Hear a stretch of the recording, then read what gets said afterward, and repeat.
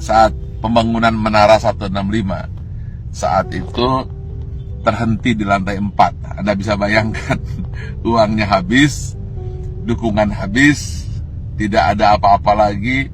Saat itu orang-orang sudah mengatakan, lihat, Ari Ginanjar gila, Ari Ginanjar tidak akan berhasil. Kemudian mulai orang-orang menasehati saya. Sudah saya bilang, dulu harusnya kamu jangan buat itu, sekarang lihat. Dan kemudian teman-teman saya menjauh. Jangan dengan teman, bayangan pun lari untuk menjauh. Karena kalau dekat dengan saya akan sharing dan saya akan minta bantuan. Sehingga banyak sekali alumni SQ yang ketakutan dan pergi menjauh dan tidak mau membantu saat itu. Lalu tiba-tiba bapak saya bilang, dia manggil saya A, coba sekarang lakukan ini. Apa itu? Saya tanya. Doakan saja semua orang yang ada di sekitarmu yang kamu lihat. Tukang bakso, supir bis, tukang sayur, orang-orang miskin, orang-orang susah. Siapa saja yang kamu lihat, kamu doakan. Lalu saya doakan. Saya tidak peduli. Pokoknya melihat orang saya doakan. Kalau melihat orang gemuk, saya doakan kurus. Yang kurus saya doakan gemuk. Orang yang miskin saya doakan jadi kaya. Orang yang kaya saya doakan jadi sejahtera.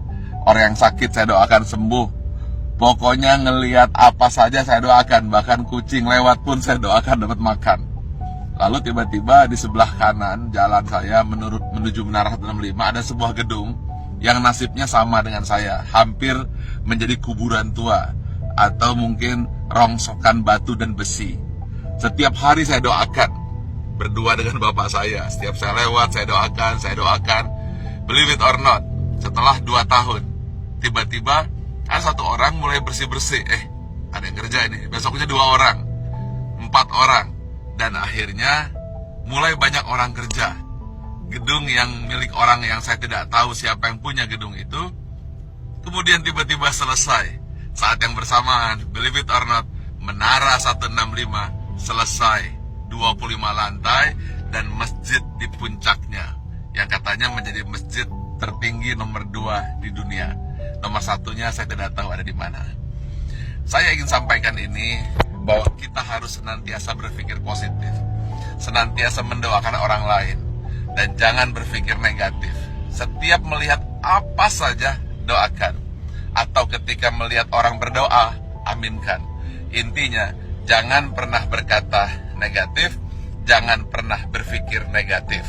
Jangan pula bahkan berbisik negatif. Jadi jangankan mulut, hati pun selalu positif dan positif. Itulah rahasia yang selalu saya lakukan hingga hari ini. Dan believe it or not, semua kebaikan-kebaikan yang datang, keburukan-keburukan, alhamdulillah terhindar. Ya tentu saja ada sedikit-sedikit, tapi tidak mampu merusak hati kita. Jadi senantiasalah berpikir baik, kemudian berhati baik, berbicara baik, hasilnya akan baik, yang datang akan baik. Tapi kalau hati buruk, kemudian pikiran buruk, bicara buruk, tindakan buruk, yang buruk akan datang padamu.